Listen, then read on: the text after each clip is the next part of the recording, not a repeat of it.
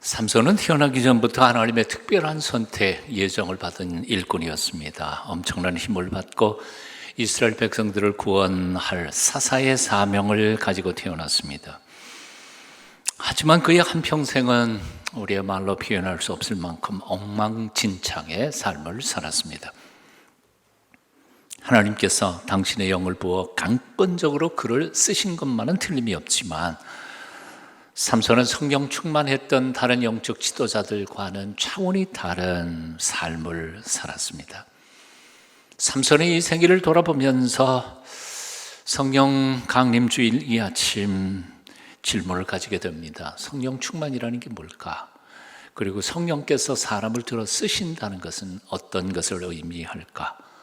삼손은 영웅인가? 아니면 망나니인가? 오늘 아침 여러분과 나누고 싶은 말씀의 주제입니다. 중학교 때 학교에서 지능검사를 했습니다. 반에서 꼴등을 맡아놓고 하던 친구가 놀랍게도 IQ가 145였습니다. 별로 놀라지는 않으시네요. 종례 시간에 담임선생님이 불러내가지고는 머리를 쥐어박으면서 이렇게 말씀하십니다. 이놈아, 그 머리가 아깝다. 이놈아, 그 머리가 아깝다. IQ 145, 엄청난 가능성을 가진 머리였지만 노력하지 않으니까 아무런 소용이 없었던 거죠. 에디슨은 이렇게 말했습니다. 천재는 1%의 영감과 99%의 땀, 노력으로 이루어지는 것이다. 가능성이 있다고 해서 다 성공하는 게 아닙니다. 배경 좋다고 모두 출세하는 것도 아니고요. 그리고 많이 배웠다고 해서 저절로 지혜로운 사람이 되는 것도 아닙니다. 세상에는 정말 남달리 엄청나게 많은 것을 가지고도 형편없이 실패해버리는 실패자들이 엄청나게 많습니다.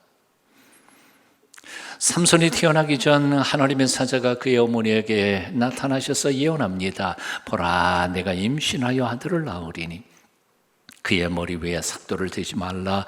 이 아이는 태에서 나옴으로부터 하나님께 바쳐진 나시린이 됨이라. 그가 블레셋 사람의 손에서 이스라엘을 구원하기 시작하리라. 곰곰이 읽어보셨나요?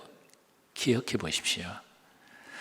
사실 성경 66권 중에 이 비슷한 논리와 그리고 용어와 이렇게 얘기한 데가 이 구절 말고 한 두 군데 더 등장합니다.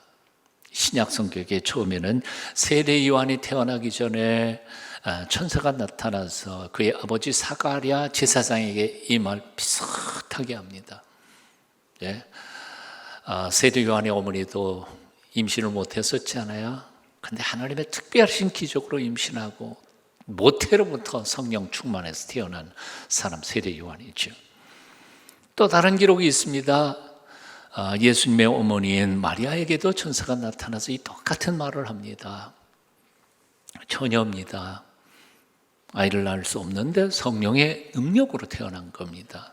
그러니까 한마디로 말해서 삼손이라고 하는 사람은 모세나 엘리야나 다른 지도자들과 비교해도 등급이 좀 다른 사람입니다. 어느 정도냐 하면 세례 요한과 예수님하고 한 등급으로 치부할 수 있을 만큼 대단한 사람이었습니다. 한마디로 삼손을 이스라엘 백성들을 구원하기 위해 하나님이 아주 특별하게 예비하신 종이었습니다. 하나님은 역사상 그 누구에게도 주시지 않았던 엄청난 파워와 힘을 삼손에게 허락하셨습니다. 아름다운 믿음의 가정에서 태어나 신앙심 깊은 부모님의 축복 속에서 자랐습니다. 삼손, 그 이름은 태양이라는 뜻입니다. 작은 태양. 그 이름처럼 삼손은 동쪽에 떠오르는 태양처럼 찬란하게 인생을 시작했던 것입니다. 하지만 삼손은 시작만큼 그렇게 위대하게 한 평생을 살지는 못했습니다. 거룩한 일꾼으로 부름을 받았지만 길거리 깡패처럼 망나니처럼 살았습니다. 신체의 일부도 훼손되어서는 안 될 나시린이 머리카락 다 잘리고 두 눈알도 뽑혔습니다. 자기 백성을 구원할 지도자가 원수들의 연자방 하나 돌리는 포로로 전락해버리고 맙니다. 한마디로 말해서 삼손은 받은 만큼 살지 못했습니다. 하나님의 기대만큼 일하지 못한 실패자, 실패한 사사였습니다. 사무엘 주에모라고 하는 사람이 이 삼손과 모세를 비교하면서 다음과 같이 적었습니다. 모세와 삼손, 이 두 사람은 얼마나 대조적인가.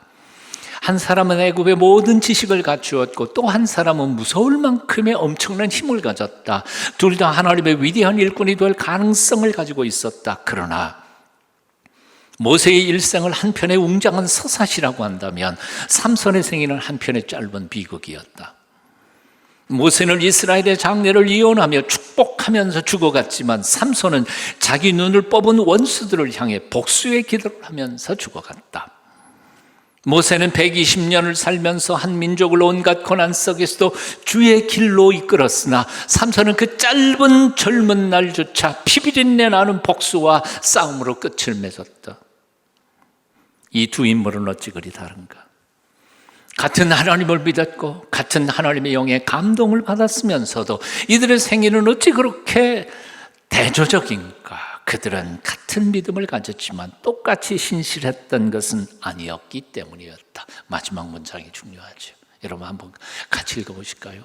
함께 읽어봅니다. 시작. 그들은 같은 믿음을 가졌지만 똑같이 신실했던 것은 아니었기 때문이다. 우리는 똑같은 하나님을 믿습니다. 그리고 똑같은 하나님의 영의 감동을 받으면서 설교 말씀을 듣고 있습니다. 똑같은 교회에서 똑같이 예배를 드리고 똑같이 봉사하고 섬겨가고 있습니다. 하지만 어떤 이는 하나님이 인정하시지만 어떤 이는 하나님의 영광을 가리면서 신앙생활하고 있습니다. 왜 그럴까요? 무엇의 차이입니까? 성실성의 차이입니다. 성실성의 차이입니다. 다시 말씀드립니다. 모세는 성실했습니다. 실수가 하나도 없었던 것은 아니지만 최선을 다해 하나님을 섬겼고 당신의 백성들을 이끌었습니다. 하지만 삼손은 하나님께서 주신 그 모든 것에 대하여 성실하지 못했습니다. 인생을 장난처럼 살았습니다. 결혼도 장난같이 했습니다. 하나님께 받은 나시린의 사명도 개차반처럼 무시해버렸습니다. 사사로 임명받았으면서도 다 팽개쳐버리고 마치 뒷골목의 깡패처럼 그렇게 인생을 낭비해버렸습니다.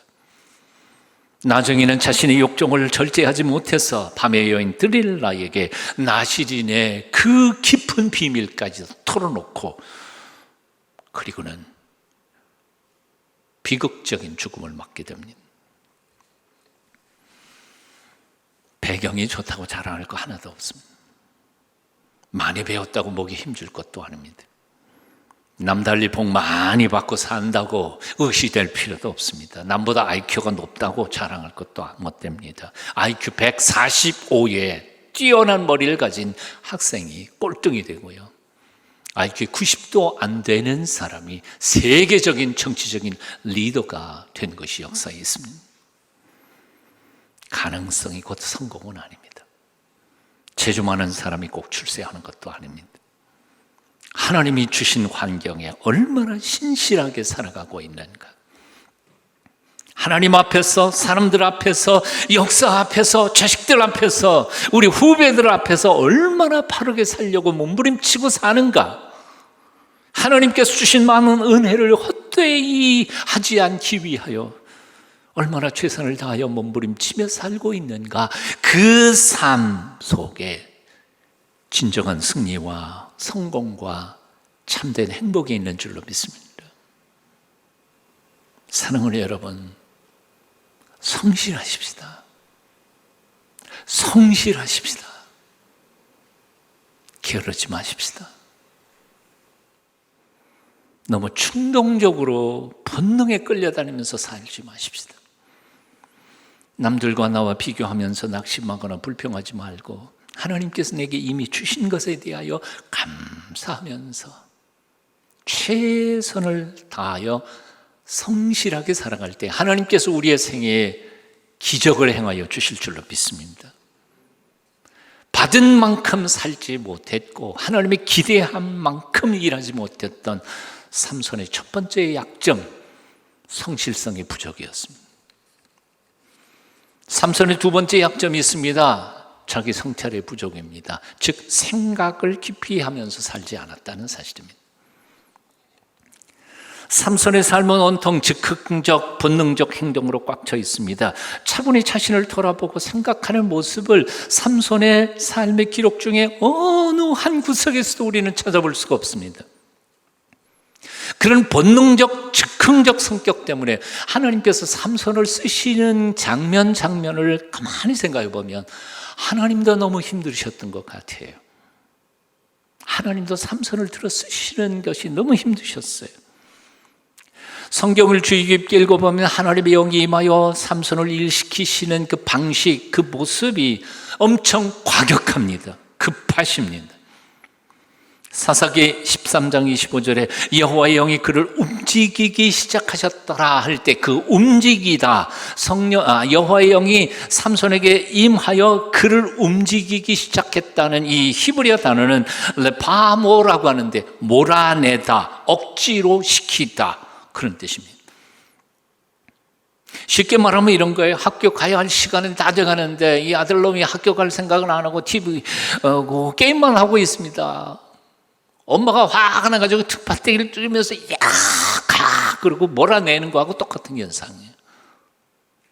조금 있다가도 얘기하겠지만 삼손은 자기 본능이나 욕망에 맞는 일만 하지 하나님의 사명 이런 건 관심이 전혀 없어요. 그러니까 일하려고 움직이지를 않는 거예요. 그러니까 하나님이 억지로 당신의 영으로 팍 집어넣어서 그를 등 떠밀어 사역의 현장으로 몰아내신 장면이 바로 이 사사기 13장 25절의 그 말씀의 뜻입니다.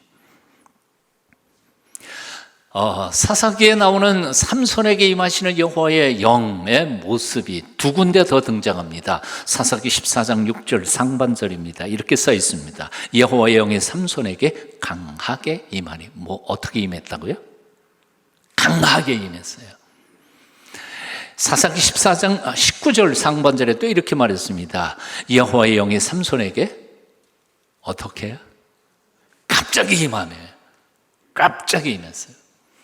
우리 한글 성경에는 강하게 임하니, 갑자기 임하니심에 이렇게 기록되어 있지만 사실은 히브리어 성경에는 똑같은 단어로 쓰였어요. 같은 단어예요. 그런데 앞뒤 문맥을 살펴보면서 해석자가 강하기를 포함시키기도 하고 갑자기를 포함시키기도 했어요. 왜냐하면 그 단어 뜻 자체가 히브리어 단어는 찰락라고 하는 것인데요. 그 히브리어 단어의 사전을 보면 이렇게 되어 있어요. 영어로는 force entry. 그래서 force, 힘으로 밀어붙여서 그 속에 들어갔다는 거예요. 성경께서. 또는 cut through라는 말로 써 있어요. cut이란 뭐예요? 잘라내요. 그리고 파고 들어가는 거예요. 이런 표현을 쓴 데가 별로 없어요. 그러니까 삼손이 얼마나 껍데기가 단단하고 고집이 센지 하나님께서 그의 영을, 보통 성령님 그러면 어떤 생각이 들으세요? 온유하신 성령님 그러잖아요.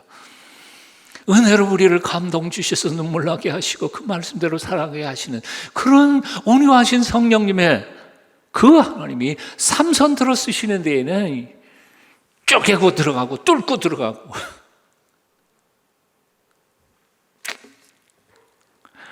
지난주에 구약학 교수님하고 독일에서 공부하고 돌아오신 구약학 교수님하고 이 삼손 문제에 대해서 토론하다가 정말 재미있는 말을 한 마디를 들었어요.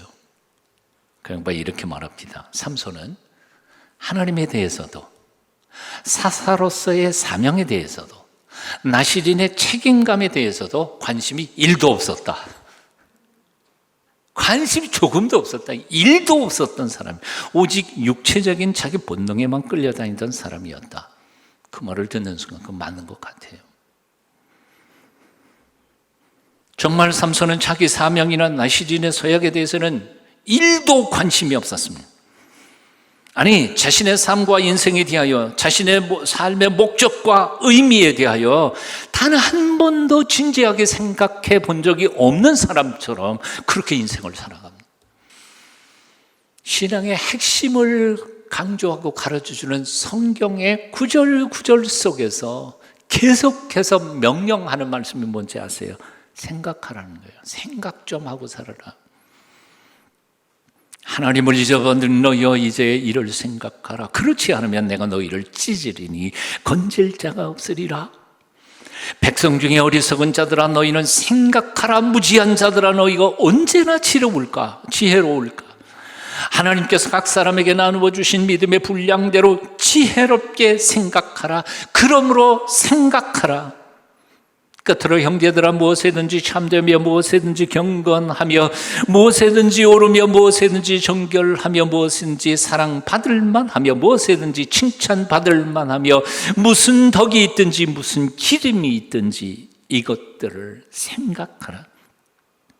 그러므로 함께 하늘의 부르심을 받은 거룩한 형제들아 우리가 믿는 도리의 사도이시며 대제사장이신 예수를 깊이 생각하라. 생각 좀 하면서 살아야 돼. 삼손 그는 성실하지도 않았고 깊이 생각하지도 않으면서 살아갔습니다. 그래서 받은 만큼 살지 못했고 하나님의 기대만큼 일하지 못했던 어리석은 실패자였습니다. 그 삼손의 실패 앞에서 오늘 정직하게 우리 자신을 돌아봤으면 좋겠습니다. 우리는 어떻습니까? 아니 정확하게 표현해서 나는 지금 삼손에 비교해서 어떻게 살아가고 있습니까? 말씀의 거울 앞에 서서 정직하게 우리 자신을 돌아보며 생각을 거치고 삶을 새롭게 하며 마땅히 하나님께서 가라 하신 그 길을 깊이 묵상하면서 걸어가는 지혜로운 하나님의 백성들이 다 되실 수 있기를 축원합니다.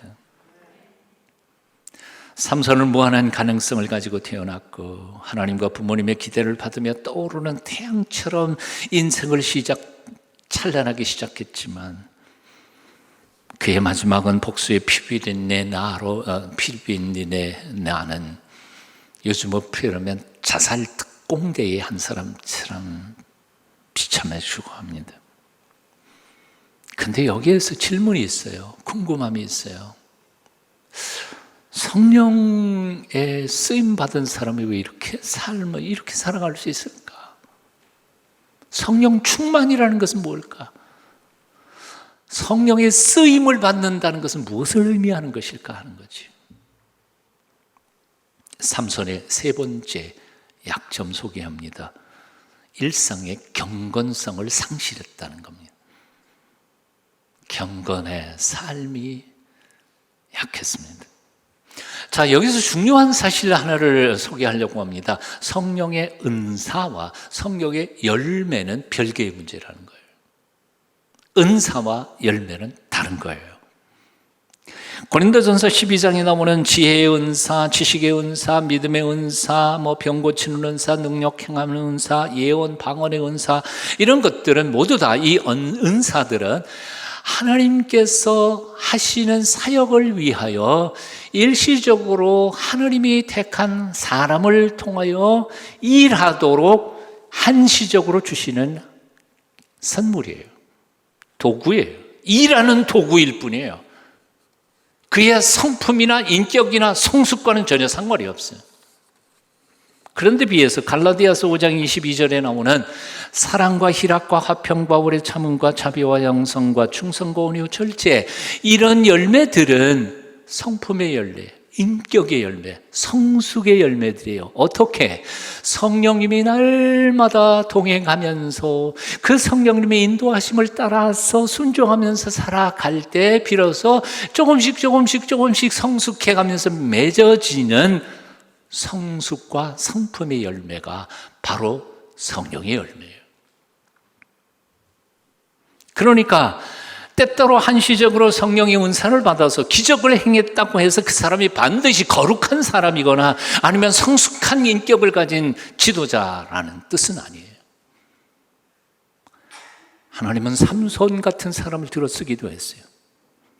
심지어 사사기를 읽다가 여러분 발견하셨을 거예요. 자기 형제 70명을 몰살을 시킨 아비멜렉이라고 하는 사람을 통해서도 하나님은 적군을 물리치셨어요. 그런데 아비멜렉이 그렇게 훌륭한 인격과 성품을 가진 사람 아니에요. 그 사람은 자기 권력, 정권에 목숨을 건 사람이었어요. 입다도 마찬가지예요. 그러므로 우리가 성령의 은사를 특별히 남들 못 받는 엄청나게 놀라운 은사를 받았다고 해서 자랑할 거 하나도 없고요. 그 은사를 통하여 엄청난 기적과 능력을 행해서 하다못해 10,000명 교회, 30만 명 교회에 목회한다고 해서 그 인격이, 그 성품이 하나님이 인정하시는 지도자라는 법은 없어요. 여러분 오해하지 마세요. 제가 그런 목사님들, 훌륭한 목사님들 좀 깔아내려고 그러는 게 아니고 이것은 은사일 뿐이라는 거예요. 그러니까 여러분 마음속에 희한하다, 엄청나게 기적과 부흥의 역사를 이루신 목사님인데 개인적으로 만나보니까 성품 뭐 아무것도 아니야 있잖아요. 하나님은 바로까지도 들었었단 말이에요. 이방인도 불신자도 들어 쓰시는 분이 하나님이세요. 그러니까 쓰임 받고 쓰인다 하는 것에 대해서는 여러분 오만할 필요가 없어요. 그죠? 나 같은 놈을 써주시는 것에 대해서 감사할 것뿐, 나를 통하여 이루어낸 그 기적과 엄청난 업적들은 내게 아니에요. 하나님이 하신 것뿐이시요. 그런데도 불구하고 삼손은요, 하나님께 찬송 부른 곳이 한 군데도 없어요. 자기 자화자찬한 노래는 있어요. 삼손은 성령의 강권적인 역사로 큰 일을 몇 번 하기는 했으나 그러나 그의 삶 전체는 성실하지도 못했고 생각을 깊이 하면서 살지도 못했고 매일 삶에 있어서 경건지 못한 실패한 타락한 영혼이었다는 것입니다. 이제 말씀을 드립니다. 우리도 성령의 충만을 갈망합니다. 그런데 어떤 성령의 충만입니까? 제멋대로 살았던 삼손에게 잠깐 기적을 일으키면서 강권적으로 역사한 그 성령이 아니고 우리 안에 들어오셔서 내재하시면서 우리 속에 있는 시기, 질투심, 미움, 불순종 다 성령의 불로 태워가시면서 한 걸음 한 걸음 주님을 다 함께 만들어 가시는 성령의 열매를 충만케 맺게 하시는 그런 내재하시는 성령님의 은혜, 오늘 이 시간 저와 여러분에게 충만해지시기를 축원합니다. 삼손의 생애를 돌아보면서 세 마디 기도가 있습니다. 한번 같이 했으면 좋겠습니다. 같이 따라해 보시죠. 성실하게 하소서, 생각하며 살게 하소서, 매 순간 기도하며 살게 하소서. 아멘. 아프리카의 성자 리빙스턴이 자기 친구 베네트 목사에게 편지를 보낸 내용이 이렇다고 합니다. 토인들은 수술할 때 매우 잘 참습니다. 직경 5cm나 되는 상처를 꿰맬 때에도 아무렇지도 않게 대화를 나눕니다. 그들은 늘 어른은 애들처럼 울지 않는다고 말합니다.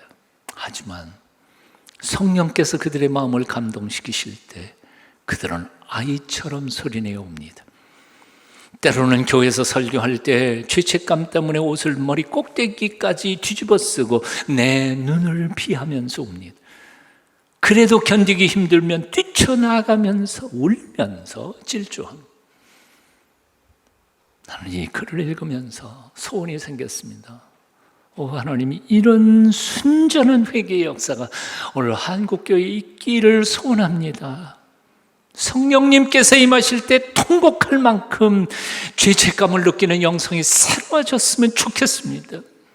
성령님의 책망을 들을 수 있는 마음이, 귀가 열렸으면 좋겠습니다.